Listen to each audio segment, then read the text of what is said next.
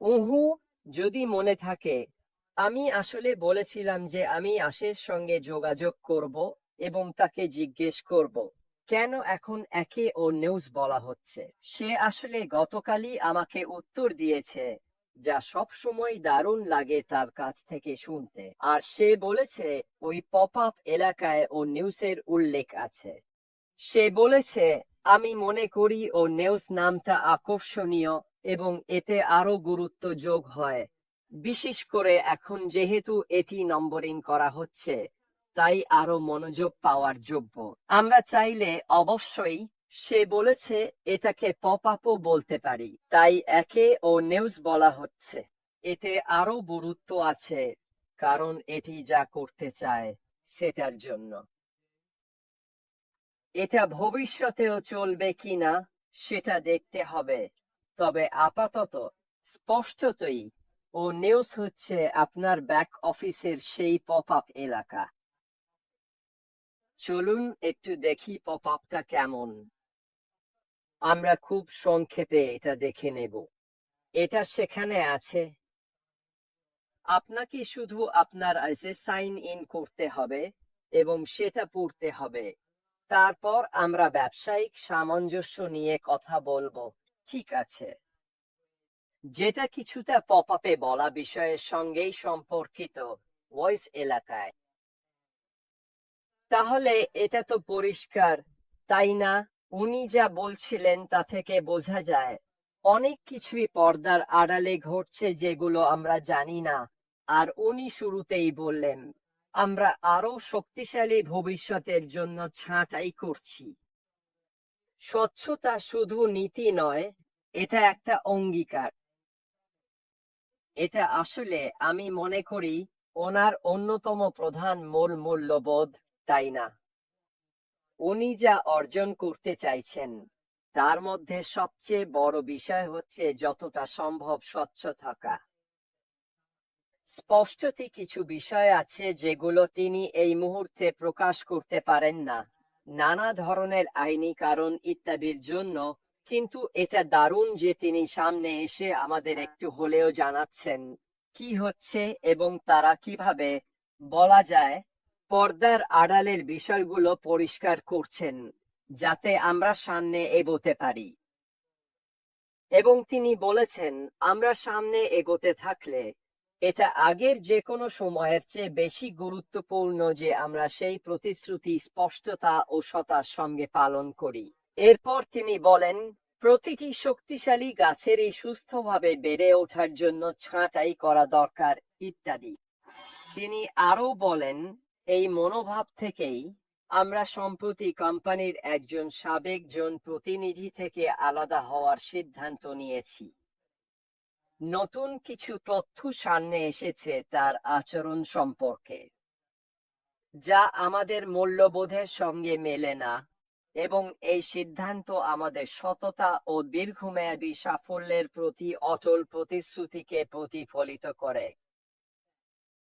এরপর তিনি বলেন, আমরা প্রতিশ্রুতিবদ্ধ এবং এমন কিছু গড়ে তুলতে চাই যা আপনার আস্থা ও উদ্দীপনার যোগ্য।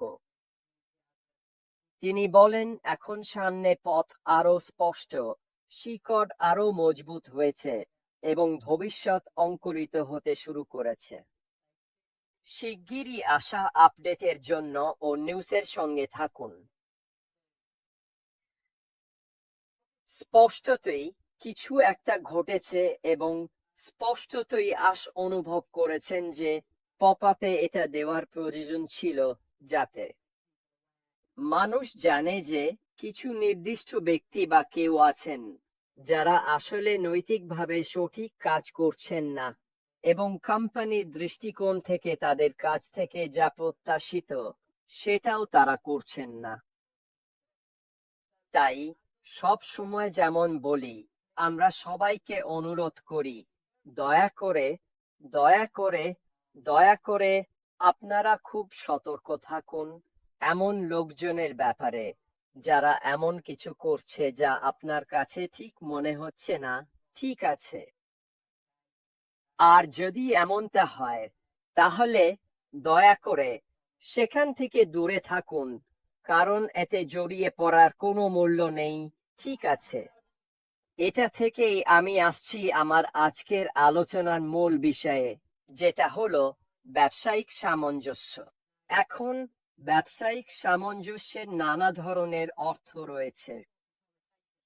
আমাদের ব্যবসার ক্ষেত্রে স্পষ্টতই আমাদের জন্য সবচেয়ে গুরুত্বপূর্ণ বিষয়গুলোর একটি হলো আমাদের সিইওর যাত্রা ও দিক নির্দেশনার সঙ্গে সামঞ্জস্য রাখা। আমার কাছে এটা প্রায় সবচেয়ে গুরুত্বপূর্ণ অংশগুলোর একটি। কেন এতজন এখনো এখানে আছি, কেন এতজন এখনো ভবিষ্যৎ নিয়ে উচ্ছ্বসিত, তার কারণ আমরা আমাদের সিইওর মূল্যবোধ ও ভিশনের সঙ্গে সামঞ্জস্যপূর্ণ।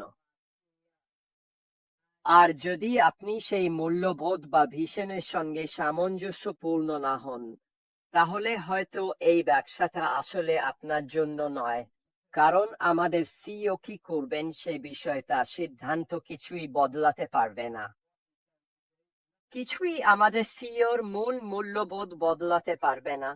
তিনি কিভাবে কাজ করবেন, কেন করবেন, সেই সিদ্ধান্তে তিনি অটল। আমি সত্যিই বিশ্বাস করি এই কমিউনিটিটা এতটা বিশেষ হওয়ার অন্যতম কারণ হলো এই মূল্যবোধ, ভিশন ও বিশ্বাসের সঙ্গে আমাদের সামঞ্জস্য। আজ আমি আসলে ক্রিসের সঙ্গে কথা বলছিলাম, আর আমি একটা কথা লিখে রেখেছিলাম যেটা আজ তোমাদের সঙ্গে শেয়ার করতে চাই, আর সেটা হলো জীবনে উদ্দেশ্য থাকা। আজ আমি এ নিয়ে বিস্তারিত বলবো না, কিন্তু এটা আমার মনে দারুণভাবে নাড়া দেয়, আর আমি নিশ্চিত আগামীকাল যখন আমি এটা নিয়ে কথা বলবো, তখন তোমাদের অনেকের মনেও সেটা দাগ কাটবে। এবং এই বিষয়টা আসলে নিজের সঙ্গে সামঞ্জস্য থাকার সঙ্গে ওতপ্রোতভাবে জড়িত। আর আমরা কেন এই প্রসঙ্গে এলাম, মানে আমাদের সিইওর সঙ্গে আমরা কতটা সামঞ্জস্যপূর্ণ এবং উনি যা অর্জন করতে চাইছেন সেটা নিয়ে। তার কারণ হলো আমরা সবাই নিজের অভিজ্ঞতা থেকেই জানি, আমাদের পরিবারে, বন্ধুদের মধ্যে কিংবা অন্য যে কোনো গোষ্ঠীতে অনেকেই আমাদের চিন্তা ভাবনা, আমাদের বিশ্বাস এসবের সঙ্গে একেবারেই সামঞ্জস্যপূর্ণ নয়। আর আমরা অনেক কষ্ট আর মন খারাপের মধ্য দিয়ে যাই, কারণ মানুষজন আমাদের কথা ঠিক মতো বোঝে না। কিন্তু আবারও এটা সেই পছন্দের ব্যাপারেই ফিরে যায়। এটা আমাদের নিজের পছন্দ।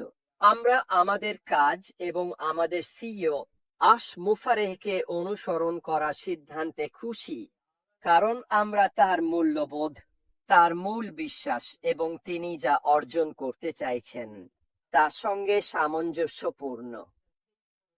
আর আমরা যারা এখানে থাকার সিদ্ধান্ত নিয়েছি সত্যি এর অংশ হতে চাই। আর আমি নিশ্চিতভাবেই জানি আমার দৃষ্টিকোণ থেকে, আর জেন যিনি এখানে পেছনে বসে আছেন, তারও এটাই একমাত্র কোম্পানি যেটা আমি জানি যেখানে আমি আমার ইচ্ছেন্ত মানুষের উপকার করা, বিভিন্ন উদ্যোগে সাহায্য করা এবং আরো অনেক কিছু করার সুযোগ পেতে পারি। কেন? কারণ আমি জানি এই ব্যবসার ভেতরে এমন একটা সম্ভাবনা আছে যেখানে আমি এমন পরিমাণ অর্থ উপার্জন করতে পারবো যা শুধু আমাকে, জেনকে আর আমার পরিবারের বাকিদেরই সাহায্য করবে না, বরং আমাকে সত্যি যেসব কাজ করতে চাই সেগুলো করতে দেবে। আমি যেসব কোম্পানিকে চিনি তাদের মধ্যে কোনো কোম্পানি শুধু এই ধরনের সাহায্য ব্যবসার বাইরেও প্রচার করে না, বরং আমি বিশ্বাস করি না যে অন্য কোনো ব্যবসায় এমন আয়ের সুযোগও আছে। এবং এটাই এমন কিছু যার জন্য আমি ভবিষ্যতে সত্যি অপেক্ষা করছি, বিশেষ করে পরবর্তী ধাপে এবং আমাদের সিইও যেসব কিছু আমাদের জন্য নিয়ে আসবেন সেগুলোর জন্য। তাহলে চলুন আবার ফিরে আসি ব্যবসায়িক সংহতি বা অ্যালাইনমেন্টে, এবং কেন এটা সত্যিই গুরুত্বপূর্ণ একটি সফল ব্যবসার জন্য। এই সংহতি থাকা। এটিকে কৌশলগত বা সাংগঠনিক সংহতি বলেও পরিচিত। এটি এমন একটি প্রক্রিয়া যেখানে নিশ্চিত করা হয় যে ব্যবসার সব অংশ একসঙ্গে কার্যকরভাবে কাজ করছে, যাতে পুরো কোম্পানির লক্ষ্য অর্জিত হয়। এতে বিভিন্ন উপাদান যেমন অপারেশন, সিস্টেম ও বিভাগসমূহকে সমন্বয় করা হয়, যাতে সেগুলো প্রতিষ্ঠানের মিশন, মূল্যবোধ ও দীর্ঘমেয়াদী লক্ষ্যগুলোর সঙ্গে সামঞ্জস্যপূর্ণ হয়। সংহতি অর্জনের মাধ্যমে ব্যবসাগুলো তাদের দক্ষতা, উৎপাদনশীলতা ও সামগ্রিক পারফরম্যান্স উন্নত করতে পারে। এখন যদি আপনি মনে করেন, এক সময় যখন অ্যাশ আমাদের বলেছিলেন যে তিনি আবারও নেতৃত্ব গ্রহণ করছেন এবং আমাদের নতুন একটি পথে এগোতে হবে এবং আরো অনেক কিছু, তখন তিনি যা বলছিলেন তার বেশিরভাগই ছিল এই নিয়ে যে ব্যবসার ভেতরের মানুষরা তার মূল নীতিমালা, তার মূল বিশ্বাস, যা তিনি অর্জন করতে চাচ্ছিলেন, তার সঙ্গে সংহত ছিল না। আর যখন আপনার কাছে এমন মানুষ থাকে, যেমন কর্মচারীরা বা যাদের তিনি চেনেন ইত্যাদি, যারা তার এবং তার নীতিমালার সঙ্গে সংহত নয়, তখন সেটা কাজ করে না। ব্যবসার একটি অবিচ্ছেদ্য অংশ হলো সব বিভাগ, সব প্রভাবশালী মানুষ, আমার মনে হয় এটাই সঠিক শব্দ, তারা যেন সেই ব্যক্তির সঙ্গে সংহত থাকে যিনি নেতৃত্ব দিচ্ছেন এবং যা অর্জন করতে চাইছেন। যদি আপনার কিছু মানুষ আলাদা পথে চলে যায়, তাহলে তখন আরো প্রশ্ন উঠে আসে, এই ব্যবসার দিক নির্দেশনা আসলে কি? আমরা এখানে কি অর্জন করতে চাইছি? আমি তো ভেবেছিলাম আমরা এটা করার চেষ্টা করব। আর আপনি দেখেন, ব্যবসার কিছু অংশ একেবারে ভিন্ন দিকে চলে যাচ্ছে, যেটা আপনার কাছে একদমই অর্থহীন মনে হয়। এটা হচ্ছে কারণ সেই মানুষগুলো আমাদের সিইওর মূল নীতিমালার সঙ্গে একেবারেই সংহত ছিল না। এটা সর্বত্রই দেখা যায়। এটা শুধু বিভাগীয় পর্যায়ে সীমাবদ্ধ নয়। এটা শুধু নির্দিষ্ট পদে থাকা মানুষদের ক্ষেত্রেই নয়। এটা শুধু তাদের ক্ষেত্রেই নয় যারা প্রভাব বিস্তার করছে বা অন্য কিছু করছে। এটা সবকিছুর প্রতিটি অংশকে, বলুন তো কি করতে হবে? সংহত হতে হবে। আর যদি সেটা না হয়, তাহলে শুরু হয় সমস্যা, দ্বন্দ্ব। মানুষ ভাবতে শুরু করে তারা যা খুশি তাই করতে পারে কোনো জবাবদিহিতা ছাড়াই, কিন্তু আসলে সেটা হয় কারণ তারা তাদের ব্যক্তিগত, মানে কোম্পানির মালিক আসলে যা চান তার সঙ্গে তারা সংহত নয়। এবং ভাবুন তো কি হলো, তিনি এটা লক্ষ্য করলেন এবং পরিবর্তন আনতে হলো। নতুন তথ্য সামনে এলে পরিবর্তন আনার এটাই আরেকটা ধাপ মাত্র। আর আমি খুব খুশি যে এটা এখনই হচ্ছে। আমি খুশি যে এটা আবার শুরু হওয়ার আগেই হচ্ছে। কেন? কারণ এটা ঠিক জিনা লিভারের জমি চাষ করার উপমার মতো। বীজ যেন ঠিকভাবে, কোনো বাধা ছাড়াই, আগাছা ছাড়াই, উপরে কোনো ছায়া ছাড়াই বা যাই হোক না কেন, ঠিকভাবে বাড়তে পারে, তার জন্য মাটি প্রস্তুত করা। স্পষ্টতই আমাদের সিইও গাছ ছাঁটাই করার উপমা দিয়েছেন। গাছ যেন আরো ভালোভাবে বাড়তে পারে, তার শিকড় আরো মজবুত হয়, ইত্যাদি। তুমি জানো, আমরা অ্যালাইনমেন্ট নিয়ে যত রকম উপমা ব্যবহার করি, সেগুলো ব্যবসার জন্য খুবই গুরুত্বপূর্ণ। আর যদি তুমি সব ধরনের ছোটখাটো সমস্যা আগেই দূর করে নিতে পারো, তাহলে জানো এর মানে কি? এর মানে হচ্ছে, যখন আমরা সত্যি শুরু করব, তখন আর কোনো বিভ্রান্তি থাকবে না। সবাই একই পাতায় আছে, মানে সবাই একই চিন্তায় আছে, সবাই একই দিকে এগিয়ে যাচ্ছে, সবাইয়ের লক্ষ্য এক। আমরা এখানে যা অর্জন করতে চাই সেটার দিকেই সবাই অ্যালাইনড, এবং আমরা নিশ্চিতভাবেই জানি যখন আমরা এই অবস্থায় থাকি তখন আমাদের থামানোর মতো কিছুই থাকবে না। সবকিছুই আমাদের সফলতার জন্য প্রস্তুত। কেউ আমাদের পথ থেকে সরিয়ে দেওয়ার চেষ্টা করবে না। ব্যবসার ভেতরে এমন কোনো স্বার্থ থাকবে না যা আমাদের সিইও যে মডেলটা আমাদের জন্য তৈরি করতে চাইছেন তার সঙ্গে অ্যালাইনড নয়।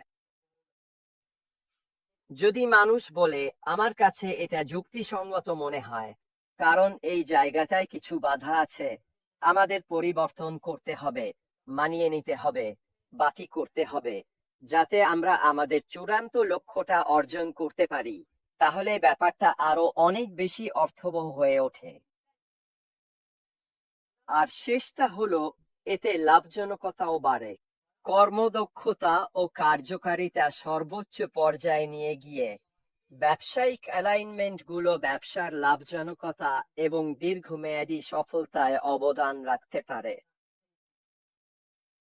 তাই যখন আপনি ভাবতে শুরু করেন একটি প্রতিষ্ঠানের মানুষেরা যদি মূল মূল্যবোধ, দিক নির্দেশনা এবং সিইও বা মালিকের লক্ষ্যগুলোর সঙ্গে একত্রিত থাকে, তাহলে এটা সত্যি আমাদের সবার জন্য দীর্ঘমেয়াদে উপকার বয়ে আনে।